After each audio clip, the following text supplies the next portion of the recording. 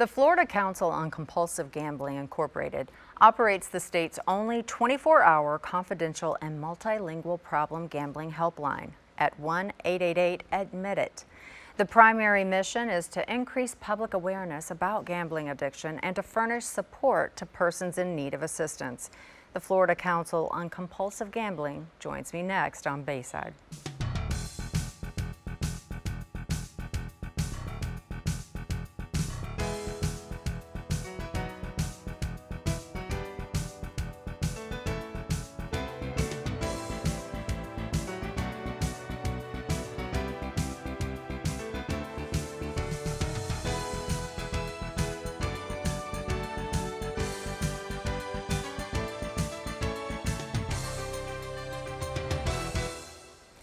Good morning and welcome to Bayside. I'm your host, Shelly Sanders. We're talking all about the Florida Council on Compulsive Gambling right here on Bayside.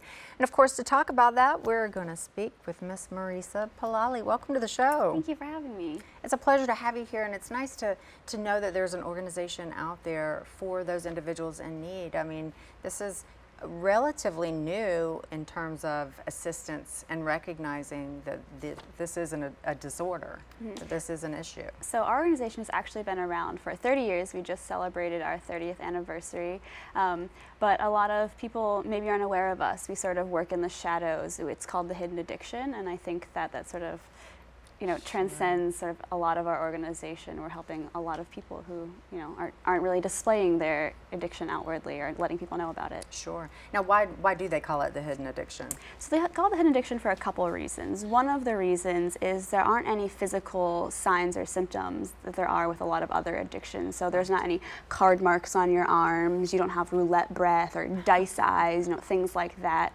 But a lot of it also comes to a lot of professionals aren't maybe aware of the addiction. So when you have a patient, if you're a medical doctor who is coming in saying they're having heart palpitations, or even a mental health provider saying that they have anxiety, and you're just going through the standard list, asking questions like, do you smoke? Do you drink? Do you use drugs? But you're not asking about gambling, you're sort of missing what could potentially be the main underlying issue there. Wow. So where does the council step in, and what exactly do you do in that, as it pertains to that? So the Florida Council on Compulsive Gambling operates the state of Florida's only 24-hour, multilingual, completely confidential problem gambling helpline. So our first and foremost mission is to provide services and support for individuals negatively impacted by problem gambling. We also, since we're gaming neutral, we do a lot with prevention and awareness of the issue. So we work closely with the gaming industry to help train casino employees on responsible gaming, to help reduce and minimize the risks. We also have a bunch of different programs that are very comprehensive for all sorts of populations. We have grade school programs for elementary, middle, and high school teachers where they can incorporate some of our lesson plans into plans they already have, and it's not so gambling specific in those senses. It's statistics and things that make sense for kids. We also have military programs, professional programs, so really it's something for everybody. I was just going to say, my goodness, I expected that to be like, okay, this is what we do. You really look at this from any and all aspects as to how this could relate to anyone's life. Because let's face it, any kind of an addiction, no matter what that is, it really does have an effect over more than just that one person. So one of the things we like to say is, gambling addiction, it's everybody's problem, it's everybody's concern, it's not just the gambler. So with that being said, you've got Recovery Path, right? Talk to me about that a little bit. So Recovery Path is a wonderful program that we have for problem gamblers and their loved ones that connects people to professional mental health counseling regardless of their ability to pay or their insurance situation. And what's really special about this program is all of our counselors are state and nationally certified in gambling addiction. So people who need help are truly getting the specialized help that they need. So it's not something that just anyone can go and get some therapy from. It requires a specialized person to do that. Yes. Or it's preferred. It's preferred, and of course there are similarities with gambling addiction and other addictions, but they are different. So it's important for us to have the support specific to gambling addiction for those that need it. So as it pertains to Recovery Path, how is that different from other recovery programs that may be out there? So the first main difference is that it is specific to gambling addiction, and it is free for Florida residents. You have to be in Florida to be accepted into the program or evaluated for it, and it's fairly easy to get involved with that process. You call our helpline, and when you speak to a helpline specialist, you let them know that you're interested in the counseling services, or they may bring it up in the conversation. And if you are interested, they'll then get this process going to where you'll be evaluated, and really it's about, you know, making sure it's specific to gambling. And all of the counselors are trained in it, they're certified, they undergo programs that we have in place to really make sure that they are getting the quality help that they need. Sure, and that's through the admitted helpline that you Yes, have? it's through our 888 admitted helpline that you would begin the process of that. And if you're not comfortable talking on the phone, you can, you know, visit our website, gamblinghelp.org, and there you'll find the many other ways to contact us. Sure, and for you at home, both of those numbers and the website will be listed upon the screen from time to time during the program. We'll also have a link for you, of course, on our website, cw44.com. Now, Marisa, we've been talking about gambling disorder, and how do you know if it's a gambling disorder or whether it's just somebody who is gambling a lot? And where is that gray line, or is it gray? Is it a very line of demarcation that the threshold has been crossed? I think it is gray as far as, you know, when it's just too much and when it's a severe problem. But one of the sort of main criteria for becoming a problem is it has to negatively impact your life in multiple ways. And there, of course, is with any addiction, there's a bit of a spectrum. So you can be a problem gambler, but it used to be called, you know, pathological gambling. That was, you know, the heavy, really bad end of it. Right. And so there is a little bit of a middle ground for it, but that doesn't mean that you should intervene less when it's starting to become a problem. It's still, you don't want to get to that point. As with any addiction, Right. correct? I mean, yeah, if it's an addiction and is an addiction, I mean, you don't want to let it go and end up, you don't have to have a tragic story in order for you to have a problem. And you don't want to, the idea is that you don't want to get there, right? Right. So with that, you go through this process to get on recovery path, and what happens next? So once you communicate to the helpline specialist that you're interested in the program, they will begin the process, which after that, the first step is really talking with our clinical director, who she is Janine May, our new clinical director. She is, of course, the professional in our organization when it comes to that. And so she will have another conversation with the caller, really to understand from her perspective what's going on and figure out, you know, if there is a need, and if there is a need, how can we make this most convenient and accessible for that person. Sure. Now, is it a place that they go to from there, or is this done via the phone or internet? So once a person is admitted into Recovery Path program and they're placed with a counselor, they can either meet in person if there's one close in their area, but if, you know, some areas of the state we have fewer providers, so it's a little bit more difficult. So in those situations, there are digital counseling. You can do it over the phone or whatever is most convenient for you and your counselor. Sure. But the first step, though, is to get in touch with you, right? Yes, the first step is always, we like to say, to admit it and call the helpline. There you are. And that's the 1-800 number you're looking at the bottom of your screen. And of course, you're looking directly at the website, and that's gamblinghelp.org, gamblinghelp.org.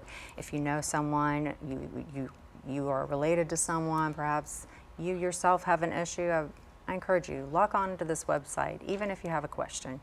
All that will be right there, gamblinghelp.org. We'll have a link for you on our website as well. Don't go anywhere. We'll be back after this.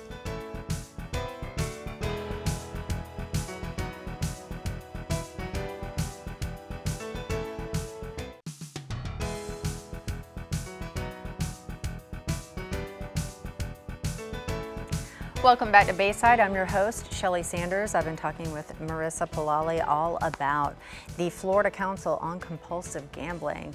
I know it's a big title, but it's a very real issue, and no matter how small, how big, at what stage of that you're in, if you need help, by all means, I encourage you to pay attention. Log on to the website, gamblinghelp.org.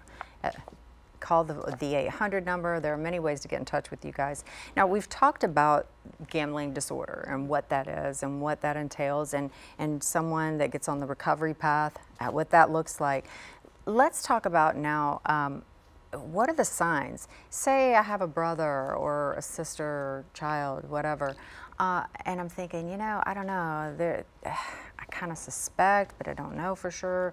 Can you give me, is there a list? Yeah, there's quite a few warning signs. Two of the most significant are, first and foremost, the obsession or constant thinking about placing that next bet. So if I were struggling with a gambling addiction, sitting here next to you, we're talking, but in the back of my mind, I'm thinking about that next bet I'm going to place. Another issue or concern is lying to family and friends about gambling, trying to hide how much you're gambling or the amount, whether it's monetary or just in volume. So you've got all these little things, the telltale signs that you go through. And let's face it, really and truly, when you're talking about signs, from a mother standpoint, you know, in your gut, a lot of times, especially if you're dealing with someone that you love, listen to your gut feelings, huh? If there's somewhere that you think like, gosh, maybe, I don't know. If you're raising a question to begin with, doesn't it kind of make you stop and pause and go, wait, why am I even asking that if I don't suspect something's wrong? Absolutely. If you feel it that somebody you're close to may have an issue, ask them. They might say no, and if they say no and they stutter, they stumble over it, use your instincts. Use your instincts, exactly. Right. And if you go to the casino with a friend and you notice that they start off okay, and then as the night progresses, they're just constantly trying to bet more and more. They start with maybe $5, and by the end of the night, they're placing $50, $60. Maybe ask them more than what they have, or something crazy, right, like a yeah. vehicle. Right, and it's all about having that open line of communication. Sure, absolutely. So where do you go with that? You suspect. Now, say I suspect a loved one to have this issue. They're telling me no, but I see the warning signs. I know a lot of the warning signs, by the way, are on the website. I see these signs and I'm checking them off like yes, yes, and yes. Now what do I do? So if you're a loved one and you think that your significant other, brother, sister, anybody has a gambling problem, you can call our helpline. Our resources are not just for the problem gambler. We have a wide range of resources for loved ones, and you can be honest, say that. Say, I think there's a problem. They're saying no. What do I do? Mm-hmm. And at that point, the FCG, we're not able to really do too much for the gambler at that point. They, if any, right. You need to want it for yourself. Sure. But we have resources for the loved one. Our Peer Connect program, which enables a loved one or a gambler to speak to someone who's been in their shoes. That program is offered to our loved ones. Our Recovery Path program is offered to loved ones. So there's stuff or things for you to do that doesn't necessarily need the gambler to get their help. Right. You are a full resource center for all. Let's talk about some of those effects, or some of those individuals, the loved ones, the children, the mothers, the fathers, husbands, wives, etc. The list goes on. What are the effects of gambling, a gambling addiction, on the collateral damage that's done? What is that? So oftentimes the most severe impacts of problem gambling are felt by the ones closest to the gambler, not so much the gambler themselves. So of course that's heartbreaking in itself, and we say that, or it's estimated that for every one problem gambler, 8 to 10 other people are also negatively impacted. And of course that's the spouses, the family, the children, but it's also far beyond that. So you won't think of maybe your employer or your employee or your neighbor. All of these people are affected. And when it comes to the family, it's felt in a lot of different ways. So neglect is a main issue that we see a lot of times. Callers will say that there's been some neglect. So you're out, you're gone, you're gambling, you're not there with the family. But also from a financial level, funds that could be used to provide basic necessities for the household are sometimes depleted, which leads to a dependence on social services. It could also, in rare extreme situations, lead to evictions, people losing their homes, college funds being depleted, and children who grow up in an environment with a problem gambler are more likely to become problem gamblers themselves. Wow. So really it gives a lot to think about, because if you're thinking like, oh, well, it's about gambling and that's not an issue of mine, You know what, this is where it comes back to our community is just an extension of your personal family, because we are all in this together. So if you happen to suspect someone, I mean, by all means, you want to get them help, because it does inadvertently affect you in one way or another. Perhaps that employee doesn't show up for work, the list goes on like you were saying. Now, if you do suspect anyone that you know or love, care about, has an issue, or you yourself has an issue, you can always log on to gamblinghelp.org. That's the website you're looking at right there. You can also get in touch with them at 888-ADMIT-IT. And yes, that is an acronym. The numbers are 236-4848. That will give you all the information you need and then some. All the resources are there, even if you're a loved one who just needs some assistance and help on how to deal with this, if you're going through it with your family. We'll have a link for you on ours as well, cw44.com. But don't go anywhere. We've got lots more to talk about with Miss Marisa after this.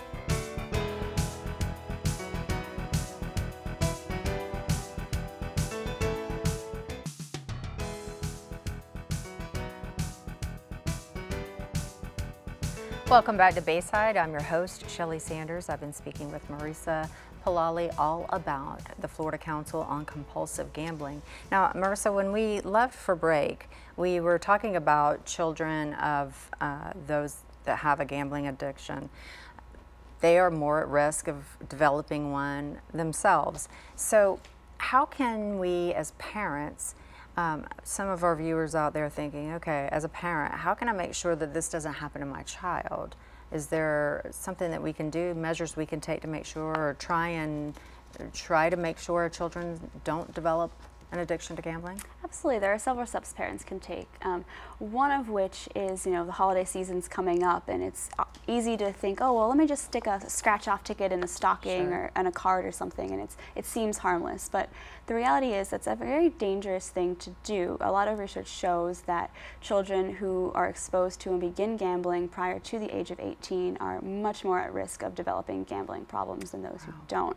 And in fact, many problem gamblers say that they first started gambling before or around the age of 9.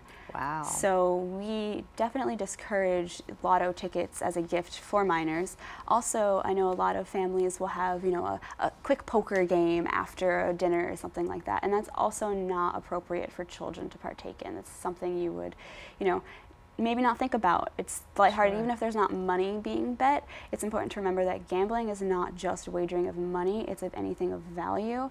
And so So time, chores, clothing, exactly, whatever the case may be.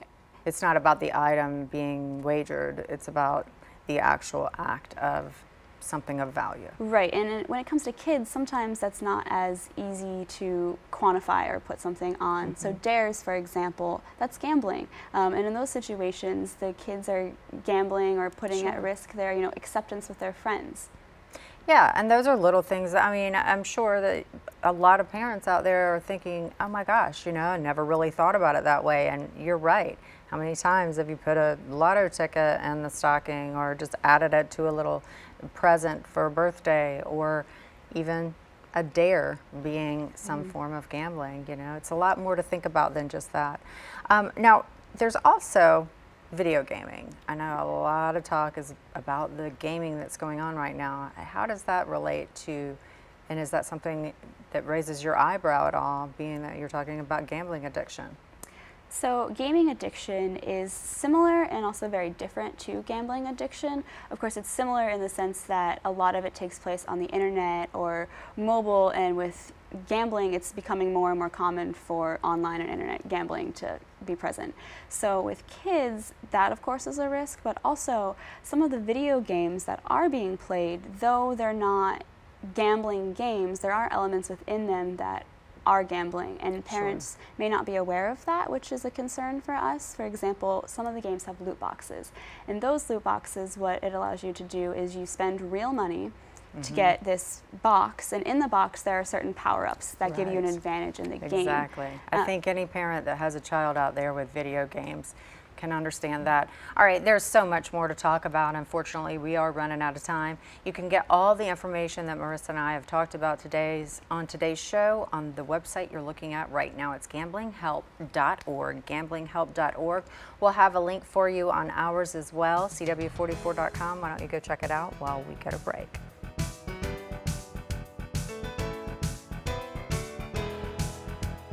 As always, I want to thank you at home for joining us this week on Bayside. And of course, Marissa, thank you so much for being here and enlightening us of all the things to think about. I mean, my goodness, there's a lot more than just, hey, you have an addiction to gambling to think about than just that.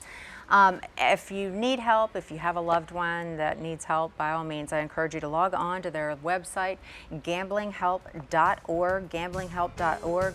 And of course, pay attention during March, because that is March is our problem gambling awareness month. Until then, have a great rest of your week. I'm Shelley Sanders.